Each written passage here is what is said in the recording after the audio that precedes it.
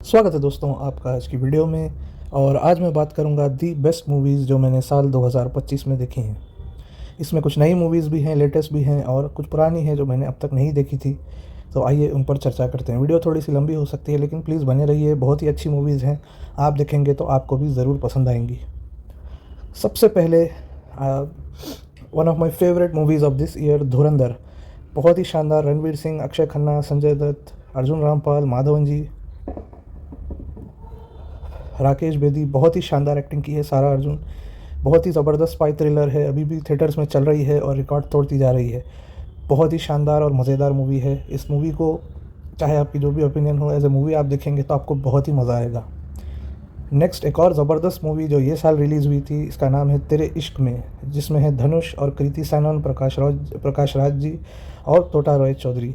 आनंद L राय ने comeback किया है, बहुत ही ज़बरदस्त। रांझना की ये एक स्पिरिचुअल सीक्वल है, काफ़ी सिमिलैरिटीज़ हैं लेकिन फिर भी मैं कहूँगा कि मुझे ये वाली मूवी बेटर लगी। जी हाँ, रांझना से भी। नेक्स्ट मूवी की हम बात करते हैं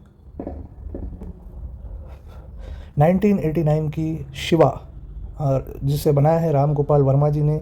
ये रिलीज़ हुई थी इस साल फिर से, क्योंकि अन्नापूर्णा स्टूडियोज़ की 50वीं सालगिरह थी और मैंने ऐसे ही डिसाइड किया अचानक कि देखते हैं, राम गोपाल वर्मा की मूवी है और बहुत मज़ा आया भाई साहब। मैंने अभी तक ये मूवी नहीं देखी थी। बहुत ही शानदार, सच में राम गोपाल वर्मा को जो लोग जीनियस कहते थे पहले, वो सही कहते थे। बहुत ही ज़बरदस्त है। इसमें नागार्जुना जी हैं और उनकी पत्नी अमला है।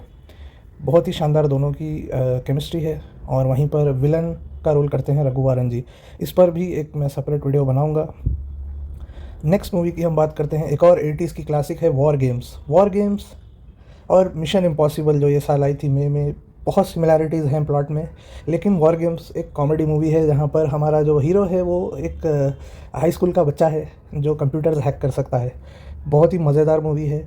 और मूवी मज़ेदार है लेकिन मैसेज काफ़ी सीरियस है कि न्यूक्लियर वॉर नहीं होनी चाहिए। बहुत शानदार तरीके से और एक फ़नी वे में बताया है। इसमें मुख्य किरदार मैथ्यू ब्रॉड्रिक करते हैं, हीरो का रोल डेविड का, और इसके डायरेक्टर हैं जॉन बैडहम साहब, जिनका नाम मैंने इस मूवी से पहले कभी नहीं सुना था। लेकिन भाई साहब शानदार है, मज़ा तो आया, कहीं भी बोर होने नहीं दिया है। नेक्स्ट एक और classic movie, the great Gatsby. 2013 में ये आई थी, मैंने इसे थिएटर्स में मिस किया था। लियोनार्डो डिकैप्रियो की one of the best performance है ये। टोबी मैguire जो पूर्व सबसे पुराने स्पाइडरमैन हैं, और अमिताभ बच्चन जी का इसमें कैमियो है। बहुत ही मज़ेदार मूवी है। 1920s की ये कहानी है लेकिन आपको काफ़ी मॉडर्न म्यूज़िक बैकग्राउंड में यूज़ किया गया है और आपको काफ़ी आज की लाइफ में और उस समय की लाइफ में फ़ैशन को छोड़कर आपको काफ़ी सिमिलैरिटीज़ लगेंगी, और टेक्नोलॉजी को छोड़कर ऑब्वियसली। इसके डायरेक्टर हैं बैज लर्मैन, एक और डायरेक्टर जिनका नाम मैंने इससे पहले कभी नहीं सुना था। नेक्स्ट मूवी है एक और कॉमेडी, अ वैम्पायर्स किस, एक और 80s मूवी। निकोलस केज, भाई साहब पागल एक्टर है वो, कभी कभी जादू कर देते हैं स्क्रीन पर।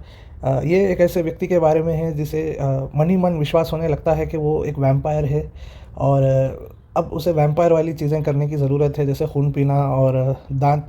उसके दांत तो नेचुरली वैसे होते नहीं, तो दांत लगा कर वो फिरता है, और इस तरह से कॉमेडी एंड हॉरर का एक मिक्सचर है ये मूवी।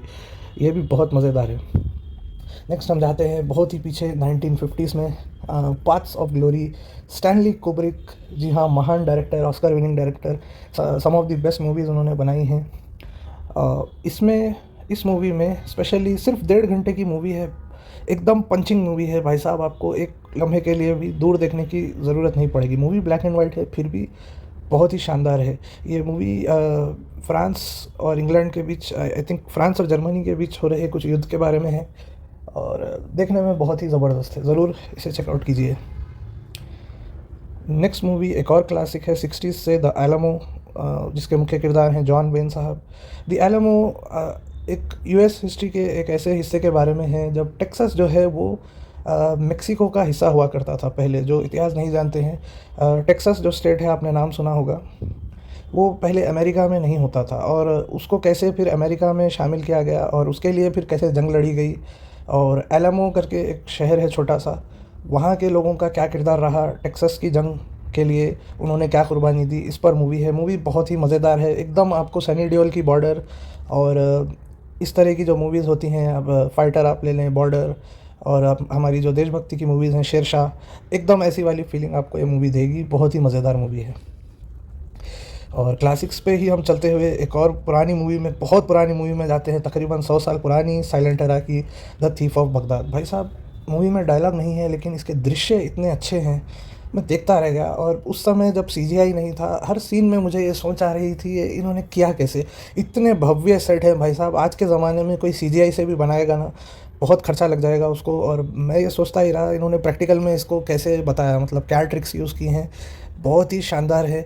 हाँ, ये मूवी सभी के लिए नहीं है, पर्सनली मुझे बहुत पसंद आई है ये मूवी, बिकॉज़ जब आप ये मूवी देखते हैं और ध्यान से देखते हैं तो आपको बार बार ये ख्याल आता है ये इसने किया कैसे। तो बहुत ही ज़बरदस्त। नेक्स्ट एक और शानदार मूवी है जिसका हाल ही में रीमेक भी बना था, एक और हॉलीवुड क्लासिक, जजमेंट एट नूरेमबर्ग। ये मूवी जर्मनी के बारे में है। दूसरे विश्व युद्ध के बाद जब जर्मनी के बड़े बड़े जजेस और ऑफिसर्स को सज़ाएं सुनाई गई थी अमेरिका और यूके और रशिया द्वारा, तो बेसिकली ये मूवी का सेंट्रल मुद्दा ये है कि क्या जर्मनी के लोग, क्या जर्मनी की जो वर्किंग क्लास या आप कह लें ब्यूरोक्रेट क्लास भी है, तो क्या उनकी गलती है कि उन्होंने हिटलर की बात मानी। क्या उनको उसका विरोध नहीं करना चाहिए था, या क्या उन्होंने विरोध की कोशिश की लेकिन वो इतने, मतलब वो नाकाम हो गए तो फिर उनको हिटलर के बताए रास्ते पर चलना पड़ा। ये मूवी इस बहस को लेकर बात करती है और बहुत ही शानदार मूवी है भाई साहब, एक्टिंग की मास्टर क्लास है। अगर आप पुराने मूवीज़ नहीं देखते हैं तो मैं कहूँगा ये इमीडिएटली बिगिनर्स मूवी नहीं है, लेकिन ज़रूर कभी अगर आप पुराने मूवीज़ देखें तो इसको भी चेकआउट कीजिए। ये मूवी क्लासिक क्यों है, इस पर भी मैंने एक क्लासिक्स टू वॉच सीरीज़ में हमारी एक वीडियो बनाया है। नेक्स्ट भारत की तरफ आते हैं। बहुत ही सुंदर मूवी, छोटी सी मूवी लेकिन बहुत ही पावरफुल मैसेजेस। संजय मिश्रा जी और रजत कपूर साहब की आँखों देखी, बहुत ही ब्यूटीफुल मूवी है। रजत कपूर साहब जो कपूर एंड सन्स में फ़ादर का रोल करते हैं, उन्होंने ही इस मूवी का निर्देशन किया। संजय मिश्रा जी को आप अक्सर कॉमेडी मूवीज़ में देखते हैं जैसे गोलमाल, ऑल दी बेस्ट, और इस मूवी में उनका परफॉर्मेंस बहुत ही लाजवाब है as a serious actor. Usually comedy हम उनको फ़नी वे में देखते हैं, लेकिन इस बार उन्होंने बहुत अच्छा परफॉर्म किया है। इस पर भी मैंने एक वीडियो बनाई है, क्यों आँखों देखी क्लासिक है। नेक्स्ट तेलुगु सिनेमा से एक और मूवी है सरंगपनी जातकम, जो इस साल रिलीज़ हुई थी। इसके हीरो हैं प्रियादर्शी पुलिकोंडा और सपोर्टिंग करते हैं वेनेला किशोर करके कॉमेडियंस हैं। बहुत ही मज़ेदार मूवी है। ये एक युवा के बारे में है जो हमेशा अपनी जन्मपत्री निकालता है और एस्ट्रोलॉजर्स के पास जाता रहता है और अपने लाइफ के बड़े बड़े डिसीजन इसी बेस पर लेता है। और इसके साथ फिर क्या क्या कॉमेडीज़ होती हैं, ये देखने लायक है। ये आपको प्राइम पर सबटाइटल के साथ मिल जाएगी। ह्यूमर बहुत अच्छे से ट्रांसलेट होता है, अगर आप तेलुगु स्पीकर नहीं भी हैं तब भी आपको मज़ा आएगा। नेक्स्ट आते हैं भाई साहब महानायक ब्रैड पिट और हावियर बारदेम साहब। F1 में क्या कमाल किया है। F1 one of the best movies of this year. बहुत ही ज़बरदस्त, क्या कहानी, क्या किरदार लिखा है। मतलब यही डायरेक्टर हैं, आई थिंक जॉन क्रेसिंस्की उनका नाम है, मुझे नाम गलत लिया है तो क्षमा चाहता हूँ। टॉप गन बनाई है उन्होंने, ओब्लिवियन बनाई है, और इस बार वो F1 लेकर आए थे। हमेशा भाई साहब ये बंदा एक अलग ही लेवल की परफॉर्मेंस निकालता है, और जो इनका जो सेट डिज़ाइन और जो प्रैक्टिकल जो ये चीज़ें करते हैं एकदम, एक तो नोलन का नाम लिया जाता है अक्सर, लेकिन नोलन के करीब या आप कह लें उनके आसपास कोई है तो फिर यही डायरेक्टर है। बहुत ही शानदार, बहुत ही ज़बरदस्त। अगर आपने किसी वजह से F1 नहीं देखी थी अभी तक तो ज़रूर इसे चेकआउट कीजिए। नेक्स्ट हमारी मूवी है एक और क्लासिक, थ्री अमीगोस। इसके मुख्य किरदार हैं स्टीव मार्टिन, शेवी चेज और मार्टिन शॉर्ट। हो सकता है मूवी हर एक के लिए नहीं है, लेकिन मुझे बहुत पसंद आई। मुझे इस मूवी की स्टोरी एकदम रॉडी राठौर जैसी लगी। तो यहाँ पर एक की जगह तीन ऐसे किरदार हैं जो जोकर होते हैं, और वो पहुँच जाते हैं ऐसी जगह जहाँ पर उन्हें एक गांव का बचाव करना होता है। आपको कहानी सिमिलर लगेगी, याद आ रहा है कुछ रॉडी राठौर से, इसी तरह की कहानी है।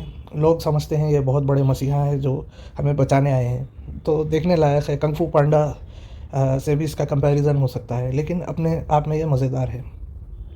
इसके बाद आती है एक ज़बरदस्त हॉरर क्लासिक जो मेरे ख़्याल से आज की एज में भी सभी लोग देख सकते हैं। इसका नाम है कैरी। ये एक अडल्ट मूवी है, लेकिन अगर आप मॉडर्न हॉरर क्लासिक्स देखते हैं तो भाई साहब ये मूवी ज़रूर देखिए। ये थोड़ी सी पुरानी है लेकिन बहुत शानदार है। एक लड़की की कहानी है ये, जिसके पास सुपर पावर्स होते हैं, और फिर उसे हर तरफ तंग किया जाता है, स्कूल में, उसके घर में मारा पीटा जाता है। फिर वो क्या करती है, उसके जब पावर्स उसके बाहर आते हैं, बहुत ही शानदार। इस पर भी मैंने एक वीडियो बनाया है, क्लासिक्स टू वॉच में, और थ्री अमीगोस पर भी, और F1 पर भी। इसके बाद एक और रीसेंट क्लासिक मूवी है द हेरेटिक, जिसके मुख्य किरदार हैं ह्यू ग्रांट साहब, जो कि ब्रिटिश एक्टर हैं। बेसिकली ये मूवी है एक व्यक्ति के बारे में जो दो लड़कियों को अपने घर में फंसा लेता है। वो उसे कुछ चर्च की तरफ से कुछ बात करने आती हैं कि वो उसे चर्च के लिए इनवाइट करने आती हैं, लेकिन फिर उसका घर एक माया जाल होता है और वो दो लड़कियां वहाँ फंस जाती हैं। क्या वो उसमें से बाहर निकल पाएंगी और हमारे मेन कैरेक्टर को चकमा दे पाएंगी, यही सारी मूवी है। और ये मूवी धर्म के बारे में काफ़ी सवाल उठाती है। ये भी 18+ है, तो व्यूअर इसे अपने एज के हिसाब से ज़रूर देखें। नेक्स्ट क्लासिक है बेयरफुट काउंटेसा। भाई साहब, बहुत ही शानदार मूवी है। इस पर भी मैंने एक वीडियो बनाया है क्लासिक्स टू वॉच में कि ये क्यों क्लासिक है। ये कहानी बेसिकली एक एक्ट्रेस के बारे में है जो आती हैं स्पेन से और 6 महीने 1 साल में पूरे हॉलीवुड की रानी बन जाती हैं। कैसे उनका राइज़ होता है, बहुत ही शानदार कहानी है। आपको पुरानी मूवीज़ जो लोग नहीं देखते हैं, मैं कहूँगा भाई साहब आप मिस कर रहे हैं। Some of the best cinema already बन चुका है और आगे भी बनता रहेगा, लेकिन सम ऑफ़ द बेस्ट मौजूद है, तो इसे ज़रूर देखें। नेक्स्ट मूवी है महानायक टॉम क्रूज़, साइमन पेक साहब, विक वैंडर्स। बहुत ही शानदार mission impossible the final reckoning.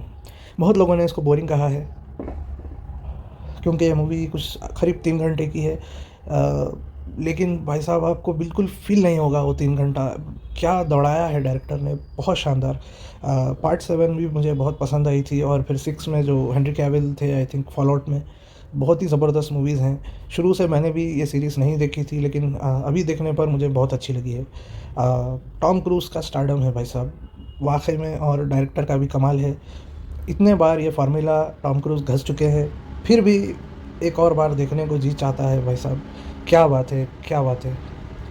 Next movie है तेलुगु सिनेमा से रंगा मारतंडा। नेक्स्ट मूवी है रंगा मारतंडा, तेलुगु सिनेमा से एक और शानदार मूवी। ये मूवी बेसिकली एक रीमेक है नाना पाटेकर जी की, आई थिंक मराठी मूवी थी नट सम्राट करके।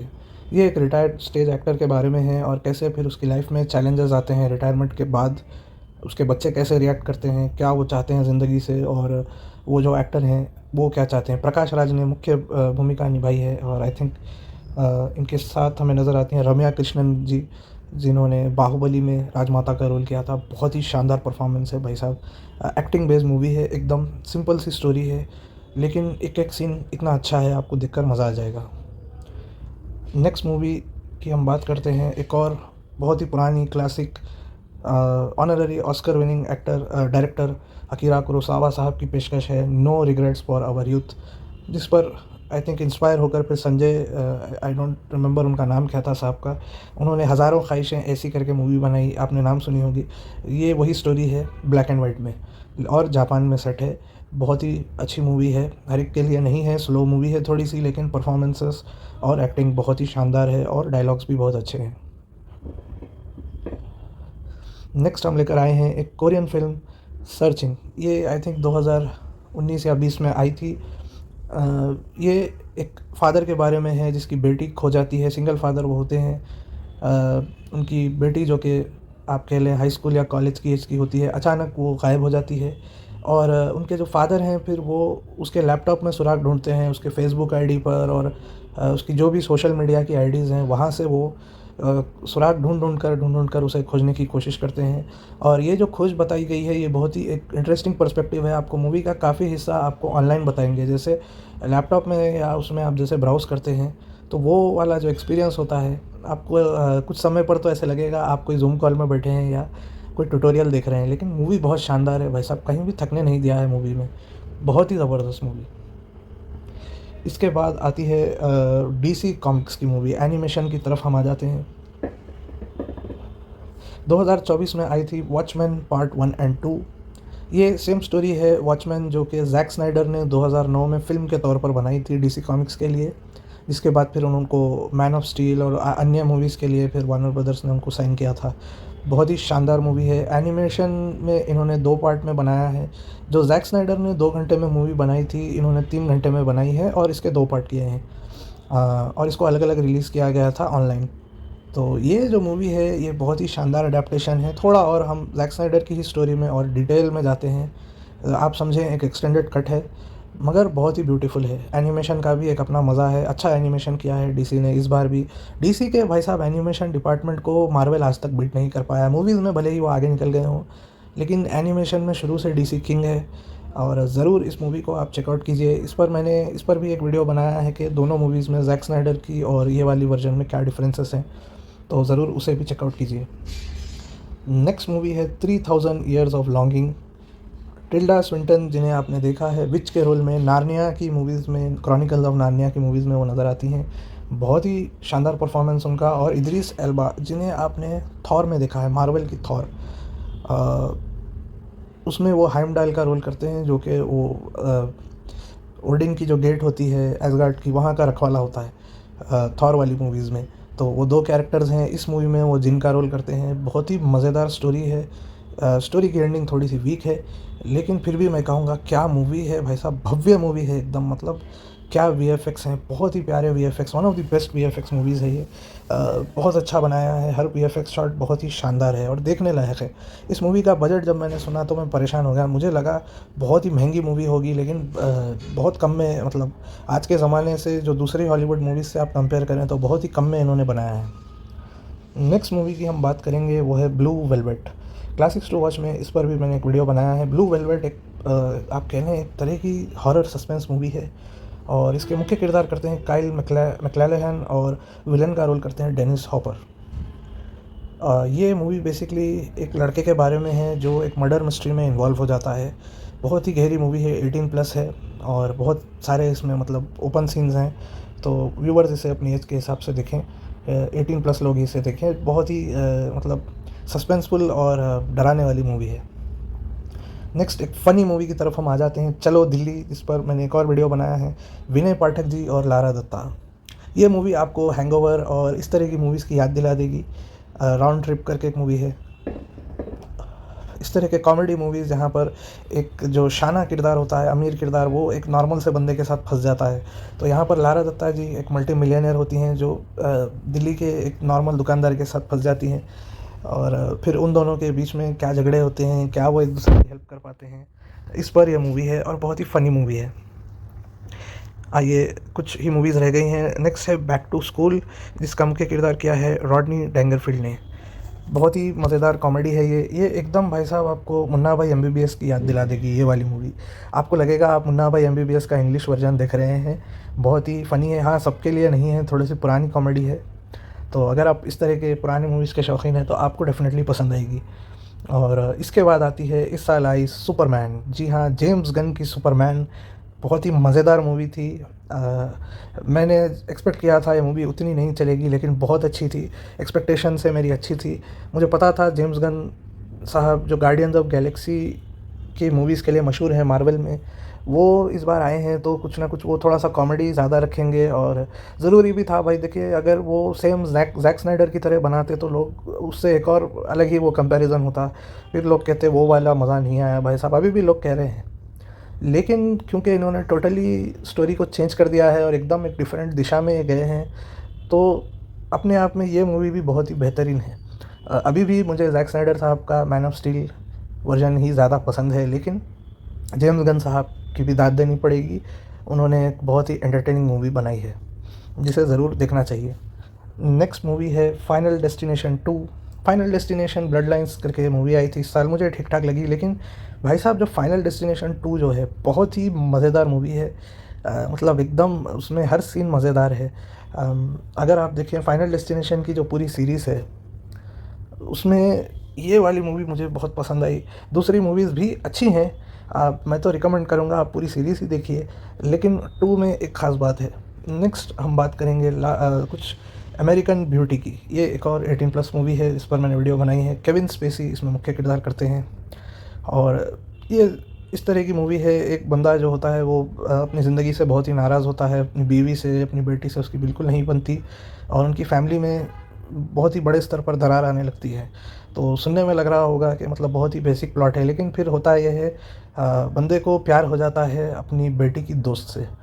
अमिताभ बच्चन जी की निशब्द करके एक मूवी आई थी, अगर आपको याद होगी, राम गोपाल वर्मा जी ने बनाई थी, तो उस तरह की ये मूवी है। शुरू में जब मूवी में इस तरह का सीन आया तो मुझे लगा कि भाई साहब ये कहाँ जा रही है स्टोरी, लेकिन मूवी बहुत ही मज़ेदार है, ज़रूर इसे चेकआउट कीजिए अगर आप 18+ हैं। लास्ट मूवी है एनिमेशन से फ्लो। फ्लो भी एक अच्छी मूवी है, ज़बरदस्त साइलेंट मूवी है और अपने आप में ये एक एक्सपीरियंस है।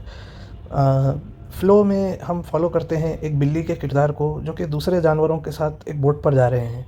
आप देख सकते हैं वो एक ऐसी जगह जा रहे हैं जहाँ पर पानी का स्तर बढ़ता जा रहा है, इसलिए वो ऊंचे से ऊंचे मकाम पर जाते जा रहे हैं और झाड़ों पर से जा रहे हैं, बोट्स पर से जा रहे हैं।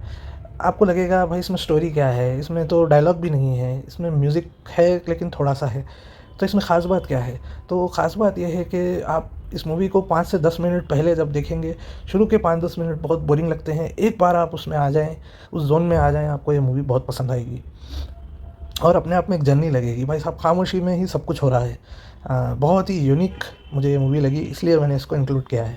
तो ये थी मेरी बेस्ट मूवीज़ ऑफ 2025। बहुत ही ज़बरदस्त मूवीज़ थी। नए वाले मूवीज़ में जैसे धुरंधर, तेरे इश्क में, मिशन इम्पॉसिबल 8, सुपरमैन और F1 बहुत ही ज़बरदस्त इस साल आग लगा दी है। बहुत शानदार मूवीज़ आई हैं इस साल और क्लासिक्स की तो हम बात कर ही चुके हैं, एक से एक क्लासिक्स है। और तेलुगु सिनेमा से सरंगापनी जातकम और दी क्लासिक शिवा, बहुत ही ज़बरदस्त मूवीज़। ज़रूर इन सभी को चेकआउट कीजिए। मुझे जितना मज़ा आया है मैं आपसे शेयर कर रहा हूँ। उम्मीद करता हूँ आप लोगों को भी ये मूवीज़ देखकर बस उस तरह का मज़ा आएगा। वीडियो देखने के लिए धन्यवाद। Have a good day.